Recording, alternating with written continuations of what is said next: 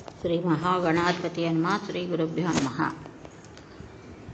భాగవతంలో శ్రీకృష్ణ జన్మ ఘట్టం చెప్పుకుంటున్నాం.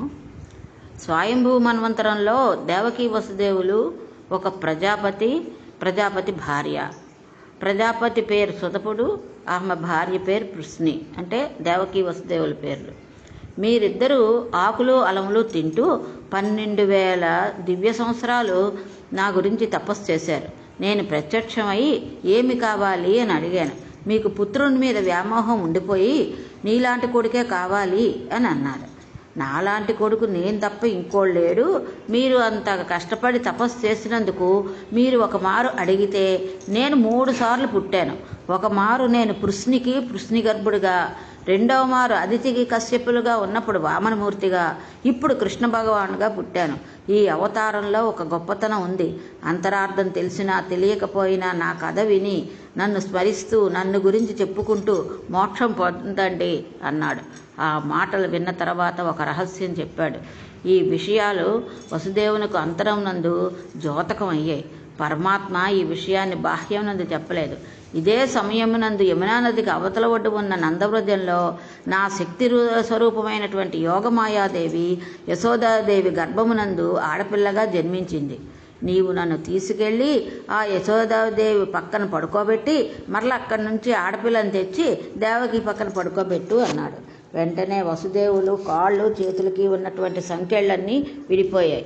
ఈ పిల్లవాడిని తీసి గుండెల మీద పెట్టుకున్నాడు. చాలామంది తల మీద పెట్టుకున్నారు అని అంటారు. పోతన గారి భాగవతంలో అలా లేదు. వసుదేవుడు శ్రీకృష్ణ పరమాత్మని చంటి పిల్లడిగా గుండెల మీదే పెట్టుకున్నాడు అని ఉంది. ద్వారం దగ్గరికి వెళ్ళాడు. ద్వారానికున్న ఇనుప గొలుసులు, తాళాలు, మేకులు అన్నీ ఊడిపోయాయి. కంసుడితో సహా అందరూ గుర్రు పెట్టి నిద్రపోతున్నారు. బయటకు వచ్చాడు. ఒక్కో ద్వారం దాటుతున్నాడు.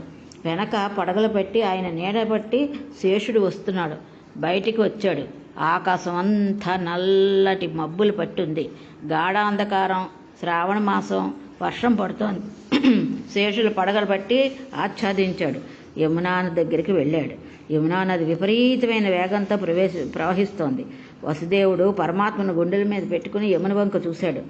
కృష్ణ భగవాన్ని గుండెల మీద పెట్టుకున్న వసుదేవుడిని చూడగానే ఆనాడు శ్రీరామచంద్రమూర్తికి చోటు ఇచ్చిన సముద్రంలా యమున చోటిచ్చింది. అందులోంచి వసుదేవుడు వెళ్ళిపోయి కృష్ణ పరమాత్మను పడుకోబెట్టాడు. అక్కడ ఆడపిల్ల పుట్టినా ఎవరికీ తెలియదు. అందరూ గాఢ నిద్రలో ఉన్నారు. అక్కడ ఆ పిల్లను ఎత్తుకుని మళ్ళీ తిరిగి వచ్చి అంతఃపురంలో ప్రవేశించాడు. ద్వారాలు మళ్ళీ మూసుకున్నాయి. ఇనుప సంకెళ్ళు మళ్ళీ పడిపోయాయి. వసుదేవుడు ఆ ఆడపిల్లను దేవకీదేవి పక్కన పడుకోబెట్టాడు.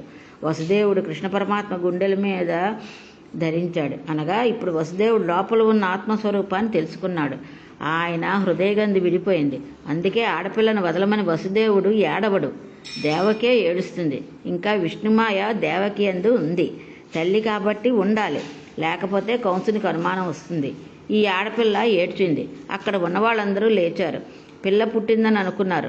ముందుగా తాళం కప్పల మీద రాజముద్ర ఉందా లేదా అని చూశారు. రాజముద్ర ఉంది కాబట్టి లోపల వాళ్ళు ఎక్కడికి వెళ్ళలేదు. వసుదేవుడు అలా కూర్చుని ఉన్నాడు. భటులు ఆడపిల్ల ఏడుపు విని కంసుడి వద్దకు పరిగెత్తుకు వెళ్ళి ఆ విషయం చెప్పారు. వెంటనే నిద్రపోతున్నవాడు పరిగెత్తుకుంటూ కంసుడు చెరసాల వద్దకు వచ్చి తాళాలు తీశాడు. ఆడపిల్ల ఏడుస్తుంటే దేవకీదేవి విష్ణుమాయ కప్పేసింది. ఈ ఆడపిల్లే తన పిల్ల తానే రక్షించుకోవాలని అనుకుని అన్నగారికి కనబడకుండా ఆ పిల్లని పమిటిలో పెట్టేసుకుంది. అన్నయ్య, ఇది చంపడానికి మేనల్లుడు కాదు, మేనకోడలు. నన్ను నమ్మి 6గురిని చంపేశావు. 7వది గర్భస్రావం అయిపోయింది. ఇది ఆడపిల్ల, ఇంటికి ఆడపడుచు, నీకు కోడలు. నువ్వు మన్నన చెయ్యాలి. పసిపిల్ల అయిన దాన్ని చంపేస్తానన్న అపఖ్యాతి నువ్వు కట్టుకోవద్దు. ఈ పిల్లనైనా బతకనివ్వు, చంపవద్దన్నయ్య అని ఏడుస్తూ వేడుకుంది దేవకీదేవి. కంసుడు మహోగ్రంగా సోదరిని నిందించి పసిపిల్ల 2 కళ్ళు పట్టుకు లాగేసి గిరగిరగిర తిప్పి బండకేసి కొట్టాడు. ఆ పిల్ల బండకు తగలడం మాని ఆకాశం మీదకు వెళ్ళిపోయి దివ్యమైన రథమునందు ఆరూఢమై కూర్చుంది. అటు నుంచి విమానంలో దేవతలు వచ్చి నిలబడ్డారు. శ్రీమన్నారాయణుడు ఆమెకు వరం ఇచ్చాడు. నిన్ను దుర్గా, భద్రకాళి, విజయ, వైష్ణవి, కుముద, చండిక, కృష్ణ, మాధవి, కన్యక, మాయ, నారాయణి, ఈశాన, శారద, అంబిక అనే 14 నామాలతో పిలుస్తారు. భాగవతాంతర్గతంగా ఎవరైతే ఈ 14 నామాలు వింటున్నారో వాళ్ళందరినీ దేశంలో ఎక్కడెక్కడ ఉన్నా నీవు రక్ష చేస్తావు అన్నాడు. ఆ తల్లి ఆకాశంలో నిలబడింది. దేవతలు, యక్షులు, గంధర్వులు, కిన్నెరులు, కింపురుషులు వచ్చి పాటలు పాడుతూ ఆ తల్లికి అగరధూపాలు సమర్పిస్తున్నారు, నైవేద్యాలు సమర్పిస్తున్నారు. ఆ తల్లి అవి అన్నీ తీసుకుని కింద ఉన్న కంసుని చూసి ఒక్క మాట ఉంది. ఓరి దుర్మార్గుడా, పిల్లలందరినీ రాళ్లకు వేసి కొట్టి చంపావు, నన్ను కూడా కొట్టాలని ప్రయత్నం చేశావు. నాతో పాటు పుట్టి నిన్ను చంపేవారు వేరొక చోట పెరుగుతున్నారు, నీవు చనిపోవడం ఖాయం అని చెప్పి దేవతలు సేవిస్తుండగానే ఆ తల్లి వెళ్ళిపోయింది. వెంటనే కంసుడు పరిగెత్తుకుంటూ దేవకీ వసుదేవుల వద్దకు వచ్చి ఇంటికెళ్ళి మీరు సంతోషంగా ఉండండి అని చెప్పి వాళ్ళని పంపించేశాడు. అవతల నందవ్రజంలో ఆశ్చర్యకరమైన సంఘటన జరిగింది. కృష్ణ పరమాత్మ అక్కడ ఆవిర్భవించారు. పిల్లవాడేమీ ఏడవలేదు. యశోద పొంగిపోయింది. నందవ్రజం భగవద్భక్తులతో, గోవులతో నిండి ఉంటుంది. గోపకాంతలు మహా సంతోషపడిపోతున్నారు. చూచివద్దామని యశోద గృహానికి వెళ్ళారు. బయటకు వచ్చి ఒకరితో ఒకరు ఇలా చెప్పుకుంటున్నారు, అబ్బా పిల్లవాడు ఎంత బాగున్నాడే అని పరవశించిపోతున్నారు. బయట నందప్రభు పొంగిపోతున్నాడు. బ్రాహ్మణులను పిలిపించి గోవులను దానం చేశారు. గొప్ప గొప్ప మేలిమి వస్త్రాలు దానం చేశారు. పిల్లవాని జాతకం చూసి ఎలా ఉంటుందో చెప్పవలసిందని అడిగారు. ఆ పిల్లవాని జాతకం చూసి లేక పుట్టిన నీ కుమారుడు గొప్ప లక్ష్మీ సంపన్నుడు అవుతాడు, లక్ష్మీదేవి ఈయనదే, ఎటువంటి వీరులైనా ఓడిస్తాడు, గొప్ప దీర్ఘాయుర్దాయం పొందుతాడు అని చెప్పారు. పిదప ఆ బ్రాహ్మణులందరూ ఆశీర్వచనం చేశారు. అక్కడికి వచ్చిన వాళ్ళలో వృద్ధ స్త్రీలను పిలిచి కృష్ణ పరమాత్మకు నీళ్లు పోయమని అడిగారు. లోకాలన్నింటినీ ప్రళయం చేసేయాలనుకున్నప్పుడు నీళ్లలో ముంచేసి తాను మాత్రం ఒక మర్యాకు మీద ఏమీ తెలియని వాళ్ళ బొటనవేలు నోట్లో పెట్టుకుని చీకుతూ పడుకునే వటపత్ర సాయి ఏమీ తెలియని వాడలా ఈ వృద్ధ గోపకాంతల తొడల మధ్యలో పడుకుని నీళ్లు పోయించుకుని ఉక్కిరి బిక్కిరి అయిపోయినట్టుగా పడుకున్నాడు దొంగ కృష్ణుడు. ఆఖరికి ఆ పిల్లవాడిని తీసుకెళ్లి ఓ ఉయ్యాల్లో పడుకోబెట్టారు. కంసుడు అష్టమ గర్భాన తాను సంహరించగలని ఎన్నో ప్రయత్నాలు చేశాడు కదా. ఆ ఎన్ని ప్రయత్నాలు చేసినా అష్టమ గర్భం జారిపోయి ఇంకో చోట పెరుగుతోంది. తన మృత్యువు ఏ మాత్రం చేత అధిగమించలేకపోతున్నాడు. ఈ సత్యాన్ని కంసుడు అంగీకరించి ఉంటే కంసుడి జీవితం వేరకంగా ఉండేది. ఇక్కడ కంసుడు నిద్రపోయి ఉదయాన్నే తన మంత్రులను పిలిచి విషయం చెప్పాడు. మీరందరూ చూశారు కదా, నేను నిన్న ఆ బిడ్డను చంపబోయాను. ఆవిడ వెంటనే స్త్రీగా మారి పైకి వెళ్ళి నీవు తొందరగా మరణించిపోతున్నావు, నిన్ను చంపేవాడు నాతో కలిసి పుట్టి వేరొక చోట పెరుగుతున్నాడు అని చెప్పింది. నాకు కొంచెం భయంగా ఉంది అన్నాడు. అప్పుడు కంసుని చుట్టూ ఉన్న వాళ్ళందరూ, రాజా ఈ మాత్రం దానికే భయపడిపోతావేంటి? మీ దాటికి ఆగలేక దేవతలందరూ దాక్కునే ఉన్నారు. మీ శక్తి మామూలుది కాదు. మీరు మాకు ఒక్క ఉత్తరం ఇచ్చారంటే మేమంతటా తిరిగి కొత్తగా పుట్టిన పిల్లల నుంచి పళ్ళు వస్తున్న పిల్లల వరకు అందరినీ చంపేస్తాం అన్నారు. నీ ప్రధాన శత్రువు శ్రీ మహావిష్ణువు. గతంలో నీవు కాలనేమిగా ఉండగా నిన్ను సంహరించాడు.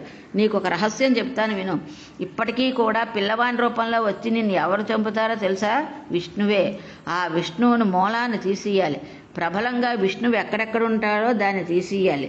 ఎవరెవరు సత్యం మాట్లాడుతున్నారో, ఎవరు జపం చేస్తున్నారో, ఎవరిని ఈశ్వరుని నమ్ముతున్నారో, ఎవరు ప్రశాంతంగా ఉంటున్నారో, ఎవరు తపస్సు చేస్తున్నారో, ఎవరు అగ్నికార్యం చేస్తున్నారో, ఎవరు వేదం చదువుకుంటున్నారో, ఎక్కడ ఆవులు ఉన్నాయో, ఎక్కడ దూడలు ఉన్నాయో, ఎక్కడెక్కడ హోమాలు జరుగుతున్నాయో వీటన్నింటినీ నాశనం చేసేస్తే విష్ణువు అనేవాడు లేకుండా పోతాడు. అప్పుడు ఇంక మన శత్రుభయం ఉండదు. అందుకని వీటన్నిటిని నాశనం చేసేస్తాం, మాకు అనుజ్ఞ ఇవ్వండి అన్నారు. అక్కడ నందవ్రజంలో శ్రీకృష్ణ భగవానుడు పెరుగుతున్నాడు. అసలు జన్మించవలసిన అవసరమే లేనివాడు. అజాయమానో బహుదా విజాయతే అని వేదం చెప్తోంది. జన్మించవలసినటువంటి అవసరం లేనివాడు అనేకమైన జన్మలను పొందుతున్నాడు. అటువంటి వానికి జాతకర్మ చేస్తున్నారు. ఆయన కన్నా ముందు ఉన్నవాడు ఎవడూ లేడు, ఆయన తర్వాత ఉండేవాడు లేడు. కాబట్టి ఆయన ఎప్పుడూ తల్లిపాలు తాగి ఎరగడు. అటువంటి వాడు ఇవాళ ఆశ్చర్యకంగా ఏదో యశోదాదేవి ఒడిలో పడుకుని పాలు తాగుతున్నాడు. పరబ్రహ్మము అనుగ్రహం ఎంత ఆశ్చర్యము! ఆ యశోద ఎంత పుణ్యం చేసుకుందో కదా. ఆనాడు పాలిచ్చి పెంచింది. ఈనాడు ఆ యశోదను చూద్దామంటే వెంకటాచలంలో వెంకటారమణ సన్నిధిలో ఇప్పటికీ పిల్లవాడికి అన్నీ జాగ్రత్తగా అందుతున్నాయా లేదా అని చూస్తూ ఒకళమాతగా కూర్చునుంది ఆ యశోద. ఆయనకి హాని తెలియదు, వృద్ధి తెలియదు.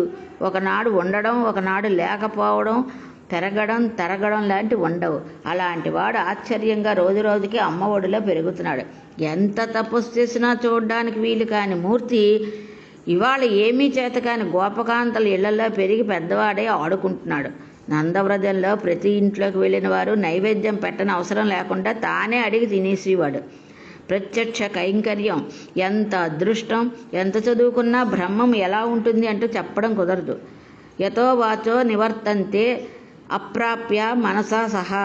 మనస్సు, వాక్కు ఇంకా మేము పరబ్రహ్మం గురించి చెప్పలేము అని ఎక్కడ తిరిగిపోతాయో అక్కడ పరబ్రహ్మం ఉంటుంది. అటువంటి పరబ్రహ్మం గురించి ఏ చదువు చెప్పలేదో ఆ పరబ్రహ్మం ఈవేళ ఈ గోపకాంతల ఇంట్లో ఒక స్వరూపమై పెరిగి పెద్దవాడవుతున్నాడు. ఇది పరబ్రహ్మ తాలూకా, పరమాత్మ తాలూకా కారుణ్యము. ఏదైనా ఈశ్వరానుగ్రహం నుండే వస్తుంది.